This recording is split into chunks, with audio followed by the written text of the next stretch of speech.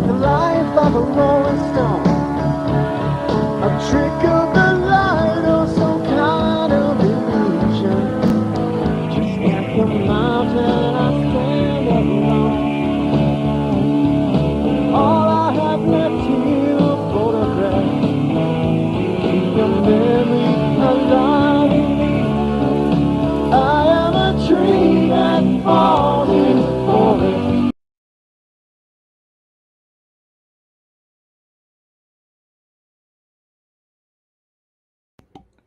And welcome to Hiccups. I'm a bit late here, but hell, if the mayor can be late, and that's an important job, I can be late, and this is not an important job. I'll tell you what, I want to tap on just a little bit here. Um, I don't know if this has something to do with what karma and the cosmics and all that kind of stuff in our life, but it seems like when Kennedy was assassinated, that was a changing point. The bullet that killed Kennedy is the bullet that taken down the Democratic Party for one thing, and which will take down the Republican Party too, because it bleeds from one into the next if something doesn't change. But also, in this day and time, everything's so backwards; it's reversed. So that's why I got to look at this and thought how reverse this is and how weird this is. And I knew this years ago, and I thought I'd bring it up and share it because a lot of people probably may have not seen this before, but between the history between President John F. Kennedy and Lincoln, Abraham Lincoln, the things here were like reverse. Lincoln, Lincoln was elected in 1860. Kennedy was elected in 1960. Both were slain on a Friday and in the presence of their wives. Their successors, both named Johnson, were Southern Democrats and had previously served in the U.S. Senate. Andrew Johnson was born in 1808. Lyndon B. Johnson was born in 1908. John Will Books, which is the one that shot Lincoln, was born in 1839. Lee Harvey Oswald is the one that shot Kennedy, 1939 or 1969. He was born in 1939. I'm off track here, but I got thinking about something. But anyway, the ones that shot Kennedy was assassinated. John Wells Booth was born in 1839. Lee Harvey Oswald killed Kennedy. He was born in 1939.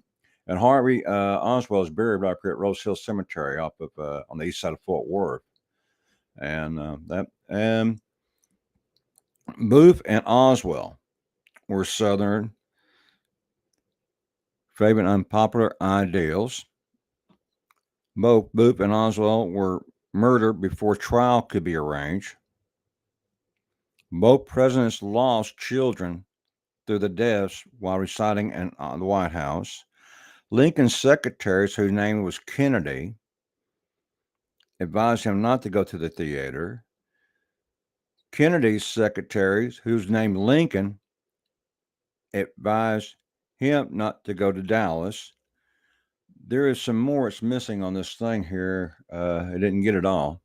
But also it shows where one went to a warehouse. It goes on and on. You may look it up on Google. There's a lot more coincidences that go right down the line there where like Oswald was caught in a theater and Lincoln was killed in a theater. But anyway, there's some more. I'm missing it here. I wish there was a way to scroll that thing up. Let's see. Nope. Okay. But anyway, that's what I just want to bring up. But so many things were reversed that you'll see if you read all the things that were right the opposite too. A lot of things are opposite, and a lot of things now are right the opposite. I mean, Police Chief Fitzgerald gets fired from being a police officer and gets $5.5 million. Can you tell me there's not something strange about that? Something wrong? He gets fired and gets $5.5 million. In my day, you got fired, you'd have a hard time maybe finding another job, let alone become a millionaire. So yeah, this is things are right the reverse. People vote for president, it don't count, but they don't vote for mayor and council, which does count. Right the opposite. So there's a lot more. You can go down the line there of these things. I got started late because I was working on that video. It's funny, you get starting to put these things together and get involved with it, and then the time goes by before you know it, and you're not ready. But that so okay, I didn't have much today, just that, and then I have an issue with code compliance. I have called. Well, I've got an issue with the city too, naturally, but I filed a case. I have the number, and what they're doing, this is like deja vu. Back when I got started, when before this, what code compliance is what got my eyes open to what's going on, and they hadn't been shut since, and they're not going to be shut. So I'm indebted one way. Yes, I'm glad they're open. I'm glad they're not closed, and I'm floating through life, my eyes closed, thinking everything's okay out there. So I'm glad they're open. I can see what's going on, and other people need to open their eyes up, see what's going on, or we got to get in schools and start teaching kids to open their eyes up and see what's going on around them, and don't take things for granted. I mean, so that's what people do here, and it's why our city's out of control like it is downtown, and the repercussions are yet to be seen, but they may be something. I don't know. We'll see. But whatever that, but the code compliance I filed on a guy that got two houses on one property here. It's a zone for one house, and he's renting them both out to make money, and that's against the rules. So I turned that in. He retaliated by calling code compliance on me, and then when code compliance showed up out here, they showed up out here about mine, but didn't want to talk about his. And that's the first one I claimed, and I told him clearly, the officer, we're not talking about anything until we talk about that one. So it's like deja vu back then when I first got started. This is what here's what the whole thing. Nobody would answer questions, and I had a crazy officer writing me citations. I never could even talk to her. Never return a call. So if someone's going to penalize you, you ought to be able to talk to that person. They shouldn't be able to hide and attack you like they did me. And the letters they sent out behind my back with vicious lies on them, without me knowing about it, found out by accident, all that stuff kind of opened my eyes up going, what the hell? I couldn't believe our city and people like that could be like that and do this inside the city. Now, private market, that's a different story. You can't compare these things, but the city should run at a standard even higher than the private market, but the private market runs at a higher standard than our city does. Now, things happen in the private market, but that's entirely different. When a person owns a business, they want to you don't have to work for them. Go somewhere else. I know you have that option to leave. But the city, that's ours. We have a responsibility to take care of it.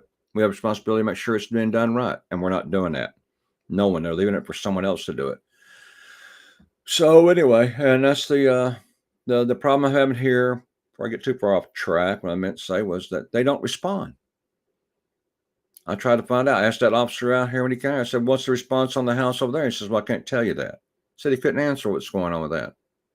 No answer. But he wanted to talk about mine. He wanted to go around the house. I said, "No, not going around the house, and we're not going to talk, and we're not going to do until that one first over there." So it was just a retaliation. And I've got my little paper here he gave with the violations or whatever, but I'm not worried about it.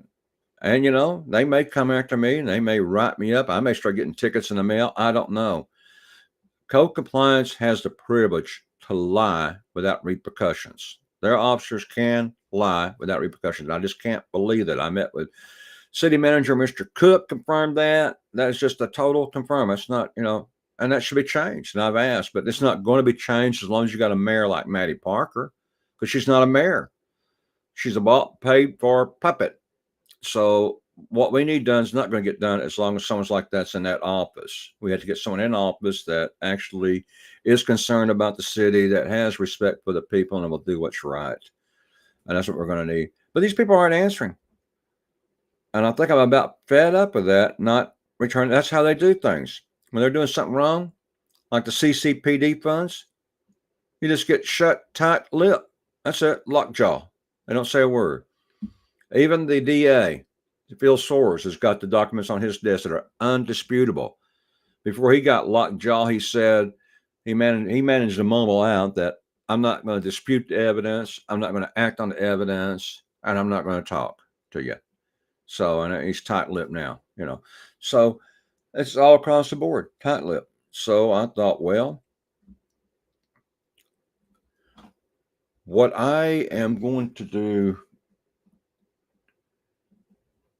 I thought what I do is call the Attorney General's office again, Ken Paxton. I've never had any luck anyway, but I thought I'd do it anyway and go with this approach and try to ask.